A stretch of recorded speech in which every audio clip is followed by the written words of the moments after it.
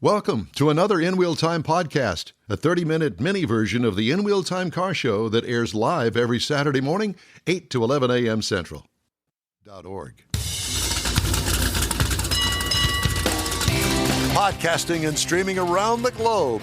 It's the In Wheel Time Car Talk Show. Just ahead, the Best Cars for the Money Awards from John Vincent with US News. John. We need more Jeff with 6 military vehicles that anyone can own. Yes. You're going to love this. And later, we're going to talk about the Texas Muscle Car Club Challenge with Sarah Vidrine. It's all just ahead of this segment of the In Wheel Time Car Talk Show. Howdy, along with Mike out of this world Mars. We always need more Jeff Zekin. I'm Don Armstrong. Glad that you could join us on this rainy Saturday. It should be tapering down out there. Yeah, it's still kind of chilly, kind of like that dampness in the air. It's a tweener right now. Yeah. Going from bad weather to good. So we have to have that little tween time. I wouldn't call it good, just okay. Well, it's supposed to be nice this afternoon. That's what they're saying. Well, it's supposed to, but it ain't got there yet. I just looked. John Vincent is joining us. John, pleasant Saturday morning to you, sir. Hello, John. Good morning. Hey, it's great to see you again, and thanks for getting up and putting up with us. Fortunately, it's not too early here on the West Coast, so we're good. 8 o'clock. Good. Yeah, we were talking to a friend of ours, and he was out at Pomona with the hot rod show that's going on out there at the fairgrounds. And, maybe you guys could all get together. But you're kind of on a different kind of level than he is with the hot rods, because you're talking about new cars and Best Cars for the Money Awards by US News. And I can't wait to get into this. Where do we want to start? Well, let's just start a little bit about what these awards are all about. We kind of follow the rule at US News that you cannot get a good deal unless you're getting a good car. So our Best Cars for the Money Awards, they honor cars and trucks and SUVs that, might not be the cheapest to buy initially, but over the first 5 years, they're going to be the cheapest to own.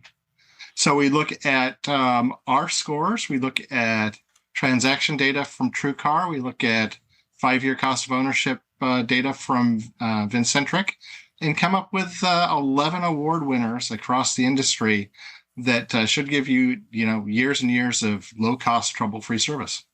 That's good. Did you see in this, now you've done this in years past, I assume. Yep. Yeah. And did you see a pattern from year to year with certain makes of cars where, Yes. one make actually stood out? And if it's number one, just hold off on that. And let's start with at the bottom of the list. Okay, so all of these cars came from 3 brands. Let's start at the bottom of the list. 3-row SUV, Kia Telluride. The Kia Telluride. I've had one in the press fleet, and I will tell you that I liked it a lot, and I was skeptical at first. And I'm sure that your research has probably actually said the same thing. It's like the Kia Telluride, really? But then after you drive it, you go, wait a minute, this is really a nice car. And then all of a sudden, everybody else starts picking up on it, and you see a lot of them out there now. So apparently, we kind of had a hunch that this might be a success for them. It's been a great success for them. It's been out for, a few years now, and they still can't meet demand. It's still going great. Yeah. And I assume that part of these awards are also the reliability factor. Yes, that figures into that 5-year cost of ownership. Yeah. And the other thing that figures in big to that, and you'll see that trend in this list, is Telluride and all of its Kia siblings, 10-year, 100,000-mile powertrain warranty. So, if something breaks on it that's in the warranty, clearly you don't have to have a out-of-pocket expense. And from my experience, generally speaking, Kia and Hyundai both build a pretty darn good car.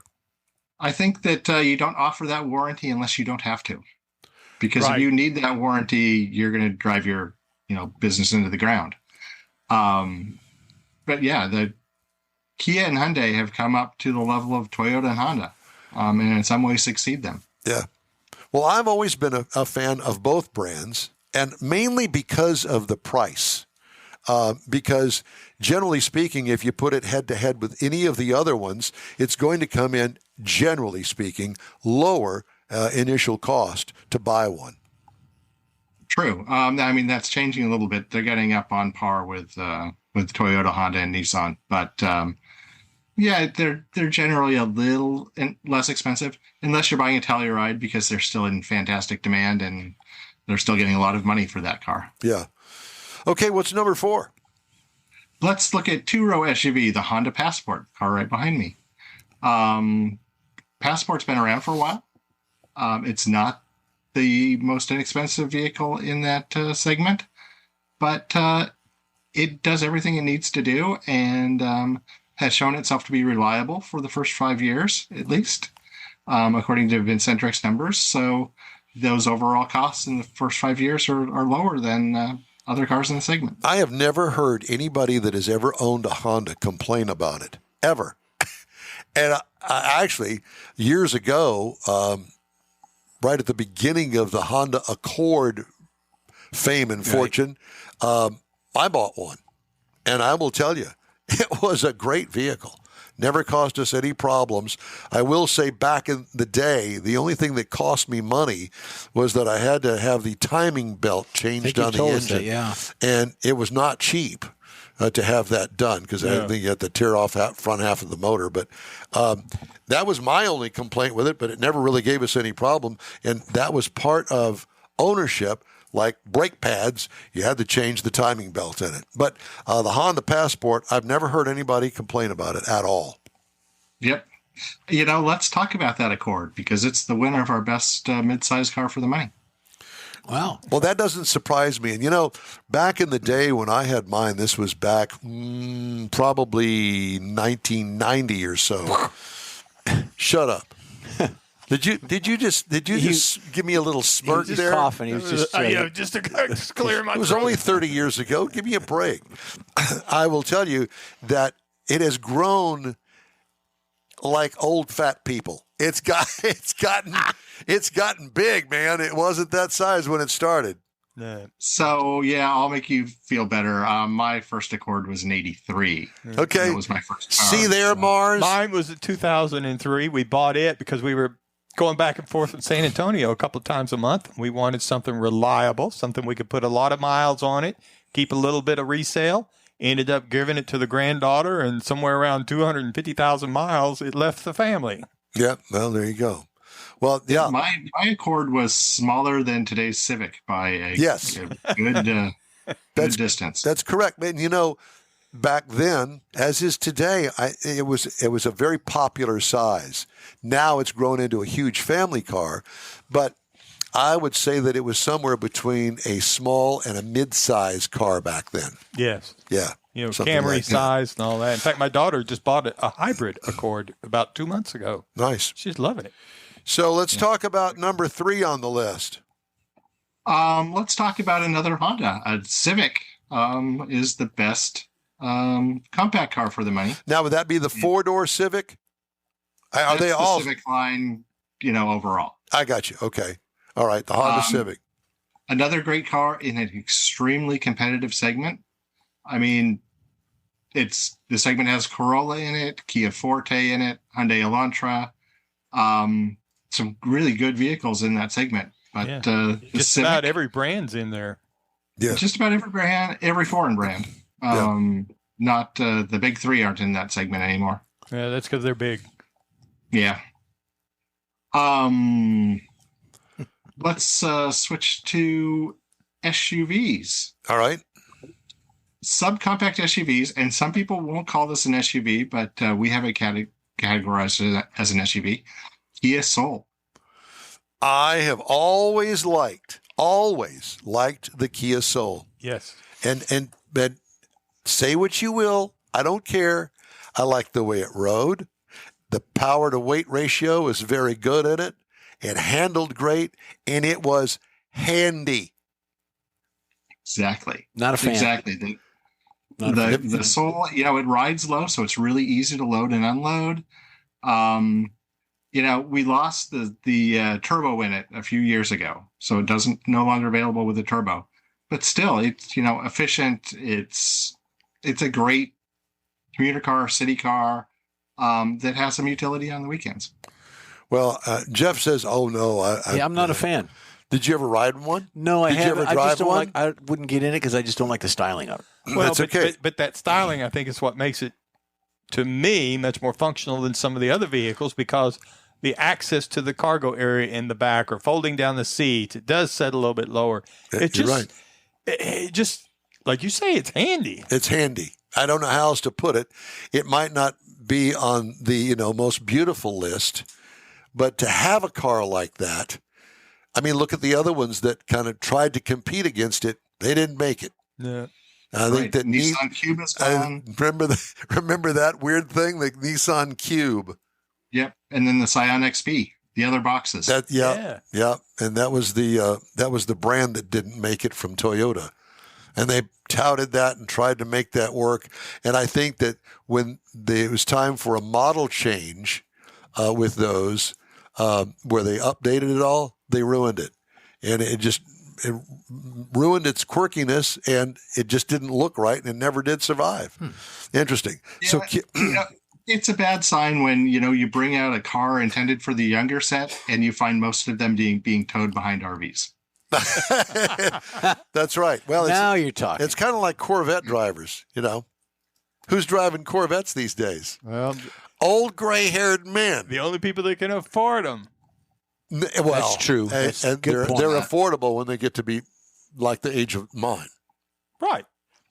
You guys want to drive the new Corvette, the new E-Ray. It's fantastic. Have you driven it? I have. I can only imagine. I actually got to drive it because I'm a juror for the North American Car and Truck of the Year Awards. Oh, you and Jack Nerad. Yep. I love that. And, imagine a Corvette that you can drive in the rain and it goes in a straight line when you jump on it. Yeah. So they've perfected that to computer control traction. Yeah. That's what they've done. It's all-wheel drive. Yeah, well, there's that. But you know what? As I was told years ago when I started doing press reviews of cars, you can't fix stupid. And people have a way to be stupid when it comes to horsepower. All right, so what's number one, John, of the best cars for the Money Awards? Okay, we didn't rank it as a number, rank it 1 to 11. We looked at it by class. So let's look at hybrid car. Hybrid. Hyundai Elantra hybrid. Yep. So everybody thinks of the Prius when they think hybrid, but the Elantra, it's a sedan, so it has a little bit more, utility for some people. It tends to be a little less expensive than the Prius. Rock solid car. Let's hop into hybrid SUV, Kia Sportage Hybrid. That competes with some really popular SUVs, the RAV4 and the CRV. That's a little bit bigger than the RAV4, though, isn't it? Sportage is about the same size. Is it? Yeah, the Sorrento's the one that's a little bit bigger. Ah, that's what it is. Yep. And along that same line, best plug-in hybrid SUV, Kia Sportage plug-in hybrid. So, John, compact SUV, kind of on the same theme, Hyundai Tucson.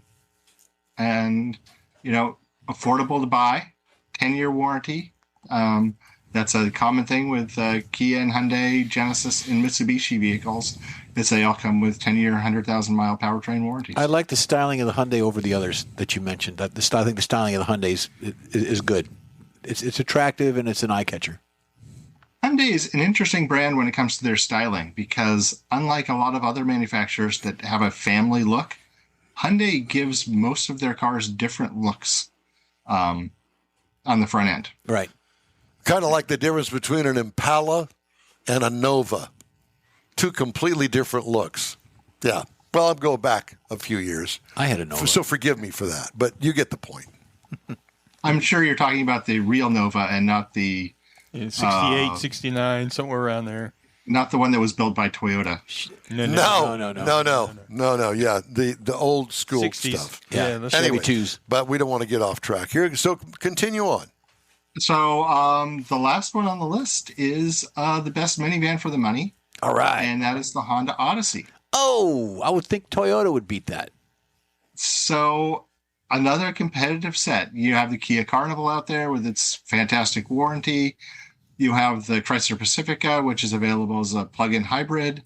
You have the Sienna, which is a hybrid and also available with all-wheel drive.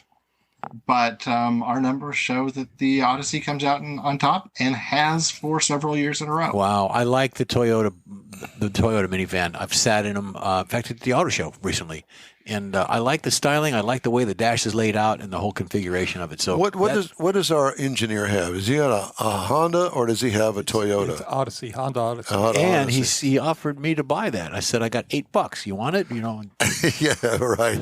So, it's an interesting list. I would have picked, but others it's like kind of surprising, like the Kia Soul. Yeah. Yep. Inexpensive to buy. Yeah. Inexpensive to own. Now, where can our viewers and listeners get more information on this? Just go to usnews.com and click on the cars tab, and you get to our auto section. We don't just have car reviews there. We show you how to buy a car, when to buy a car, where to buy a car, and take you through the whole process of getting a car loan and getting into your car. We love talking to you. We thank you very much for joining us today. Best Cars for the Money Awards. John Vincent, when are we going to see you again? Let's talk again next month when we'll be talking about best cars for families. All right. Perfect. Just in time to start hunting for that summer vacation car. Exactly. John, it's great to see you, my friend. Take care of yourself. You too. Take care. All right. John Vincent, US News. Good stuff. It is good stuff. And speaking of good stuff, we happen to have a little featurette that Mr. Jeffrey Zekin has put together for us. Okay. We always need more Jeff. Sure. Jeff presents the 6 military vehicles any civilian can own. Now, whether you can fit them in the garage or the driveway or really upset the homeowners association, here we go. Well, it's a matter of Mike's got grandchildren, I've got grandchildren. Any one of these you could buy for your grandchild. You just got to have I got a couple of them that would love to have one of these. Yeah, it looks like one of those police things that they do at the SWAT scene. So this one here is called a Jeep Kaiser M715. It's introduced in the mid-'60s, and it replaced the M37. The M715 is a hauler with increased mobility and low capacity, despite its initial modest reception by the military in the beginning.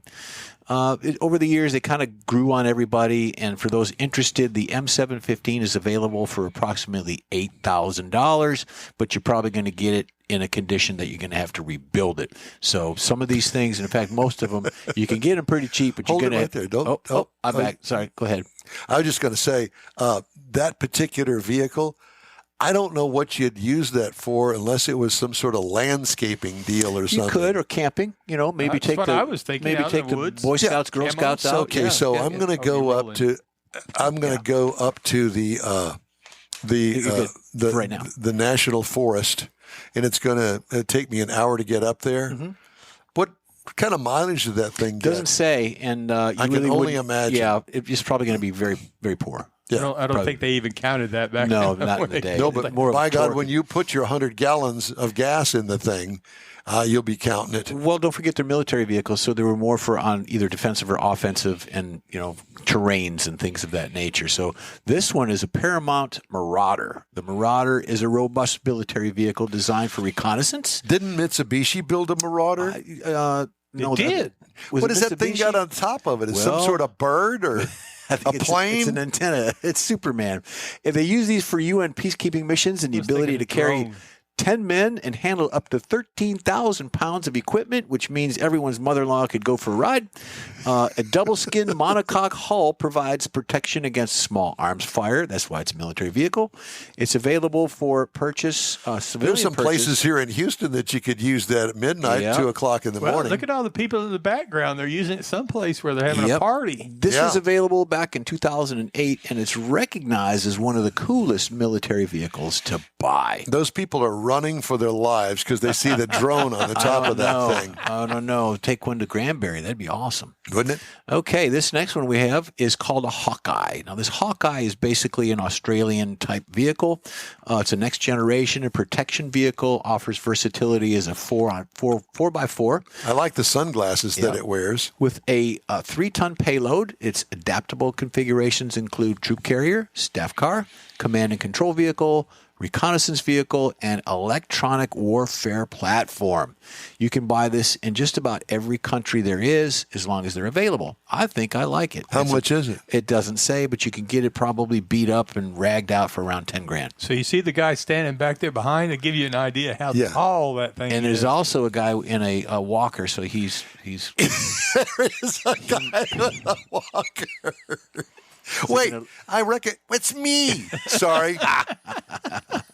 Okay, this one is pretty bad to the bone. It is an Alvis Stalwart. Wait a minute, Elvis. Alvis, not Elvis. A-L-V-I-S. It's his cousin. His cousin Alvis. This amphibious cargo vehicle, produced in the UK, entered service in 1966. How the hell do you steer it? It's got 6 wheels on it that are all so close together you can't turn them. It was initially designed for supplying forward units with fuel and ammunition.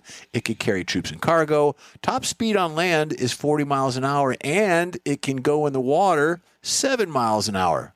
It's a vehicle that is available for civilian purchase. So there you go. It's the new duck. It could be, yeah. It's very possible. And then moving on to this one. This one's a little different.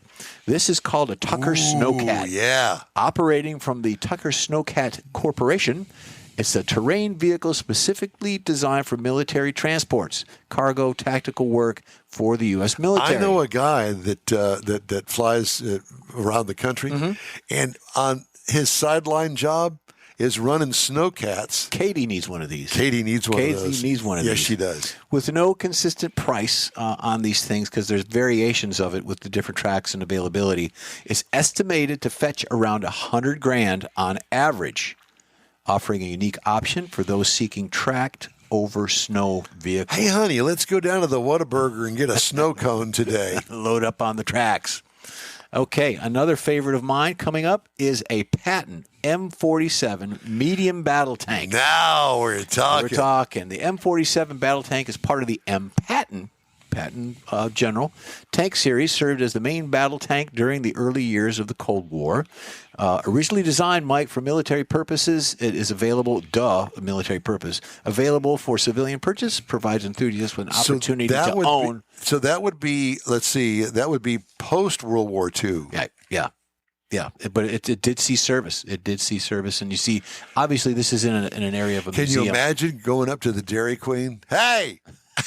I'll take a dip cone, make it chocolate. Or you're in my parking spot and you lower the gun turret down there. They'll just roll over the whole car. Now, my favorite, and this is a little tip of the hat to the automotive show, Mike, this one is cool. You know how I always talk about submarines. Well, this one has a special meaning, Mike, because this is a Whiskey-class submarine. There you go, Mars. Used during the height of the Cold War, the Whiskey-class submarine was a Soviet threat and operated under more than 40 nations until the 90s.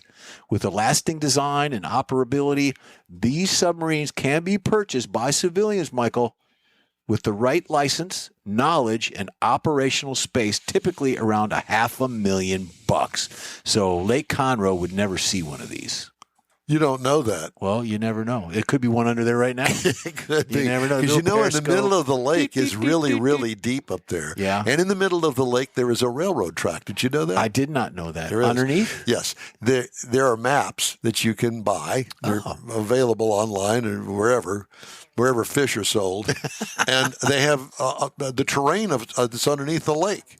I did not know that. Yeah, in Lake Conroe, there were houses and all sorts of stuff down there. Well, there's a lot of debris in general in that lake, isn't there? Well, debris, but I mean, originally when they dammed it up at the end, it was a part of the San Jacinto River. Huh, and it was headed down through there. And they said, we just put a dam here and hold back the water. And that's why they have to release during the certain storm seasons. I'll be darned. Yeah. That makes sense. Yeah.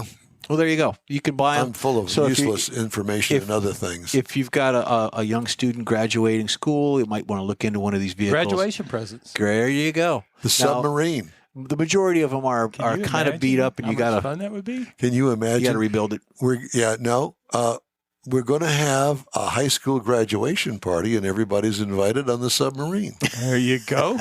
We're going to Galveston in a completely different style. White Oak Bayou. Didn't you tell me that's a whiskey class? Whiskey class, yes. Whiskey class. There you go. Just my style. That's what I thought of you, and I put a bonus in there. Oh, Lord. All right. Well. Interesting stuff. You can buy them. Well, that was a very interesting story. I'm going to throw this little story in here real quick before we take a break. Despite federal efforts to fill in charging infrastructure gaps and make electric vehicles cheaper for consumers, U.S. car dealers surveyed by Automotive News say they're worried the Biden administration is forcing the industry to move too far ahead of market demand. Thousands of dealerships have urged President Joe Biden to reconsider the proposal, which could be finalized as soon as March. But it's the proposal that, we're going to have limits on vehicle tailpipe pollution for 27 to 32 model year cars and light trucks. So everybody's trying to get ahead of the game by trying to sell EVs, which could be finalized as soon as March, arguing it would mandate an unrealistic shift to solely battery-powered vehicles before the market and infrastructure are ready. Most of the surveyed dealers, nearly 55%, said EVs were not generating customer interest or sales at their stores, with some citing affordability concerns or a lack of inventory. It just ain't there, friends. Yep. Wow. Anyway, the In Wheel Time Car Talk Show is available 24/7 through the iHeartRadio app. Just look for In Wheel Time Car Talk. We also video stream on Facebook, YouTube, and InWheelTime.com. We also are on YouTube, InWheelTime.com, and podcasts can be had from your favorite podcast provider. I lost my place. Okay, subscribe too. The In Wheel Time Car Talk Show continues right after this quick break. The original group of Lupi Tortilla restaurants will have you telling your family and friends just what the original recipes mean when it comes to the best fajitas in Southeast Texas. Founder Stan Holt invites you to visit the original Lupi Tortilla near I-10 and Highway 6. Here's the original house that inspired the design of all the rest and the original charm that helped make Lupi Tortilla the go-to destination for Houston Tex-Mex. Speaking of original, nothing can compete with the original lime pepper marinade that everyone will agree makes Lupi Tortilla award-winning beef fajitas the best anywhere. Lupi Tortilla Katy is another location that gives you the same quality and service Houstonians have come to expect at Lupi's. It's located just off I-10 and the Grand Parkway at Kingsland Boulevard in Katy. Find yourself in Aggie Land? Head to the Lupi Tortilla in College Station, located just around the corner from Kyle Field. It's a great place to enjoy those famous frozen margaritas before or after the game. Headed east to Louisiana, stop in at the Lupi Tortilla in Beaumont. It too's on I-10. You can't miss it. The original group of Lupi Tortilla restaurants invites you in for the best Tex-Mex anywhere. You own a car you love. Well, why not let Gulf Coast Auto Shield protect it? Houstonian John Gray invites you to his state-of-the-art facility to introduce you to his specialist team of auto enthusiasts. We promise you'll be impressed. Whether you're looking to massage your original paint to a like-new appearance, apply a ceramic coating, install a paint protection film, nano-ceramic window tint, or new windshield protection called ExoShield, Gulf Coast Auto Shield is where Houston's car people go. Curbed your wheels? Instead of buying new, why not have them repaired? How about a professionally installed radar detector? Gulf Coast Auto Shield does that too. Get a peek inside the shop and look at the services offered by getting online and heading to gcautoshield.com. Better yet, stop by their facility at 11275 South Sam Houston Tollway, just south of the Southwest Freeway, and get a personal tour. Gulf Coast Auto Shield is your place to go for all things exterior. Call them today, 832-930-5655 or gcautoshield.com. Want to feel good about something special you did for someone special? In Wheel Time and the original Lupi Tortilla group of Tex-Mex restaurants have joined together to help a very worthy cause, God's Garage, a Christian-based 501c3 charity. We know there are lots of places and organizations out there where you can donate a car, truck, or SUV. But we're asking you, our car enthusiast family, to consider donating to God's Garage. Visit godsgarage.org and learn about its mission, the women that have been helped, how each one is screened, and about their Restore You program. A car donation is an easy way to make a difference in the lives of others. God's Garage needs good operating vehicles, but will take all types in working and non-working condition. Make your heart and soul feel good by donating your gently used vehicle and help support single mothers, widows, and wives of deployed military at godsgarage.org. That's it for this podcast episode of the In Wheel Time Car Show. I'm Don Armstrong, inviting you to join us for our live show every Saturday morning, 8 to 11 a.m. Central on Facebook, YouTube, Twitch, and our InWheelTime.com website. Podcasts are available on Apple Podcasts, Spotify, Stitcher, iHeart Podcast, Podcast Addict, TuneIn, Pandora, and Amazon Music. Keep listening, and we'll see you soon.